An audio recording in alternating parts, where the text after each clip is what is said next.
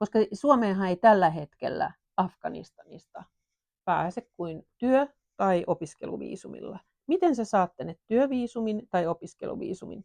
Ei se ole mahdotonta, tällaisia keissejä, mutta se on todella vaikeaa. Ja kuitenkin ihmisiä on vaarassa. Elokuussa 2021 tilanne Afganistanissa oli todella kriittinen ja sitten puolessa välissä elokuutahan Kabuliin tuli Talebanin joukot ja sen jälkeen niin oli selvää, että siellä on todella monia ihmisiä, muun muassa naistoimittajia, todella hengenvaarassa. Melkein kaikki on englanniksi sanastoja. Suomen linjaukset siitä, että ketä evakuoidaan, oli tosi tiukat.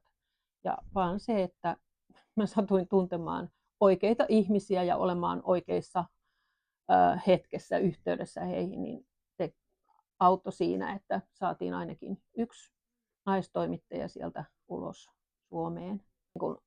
Systeemejä ei ollut siihen, että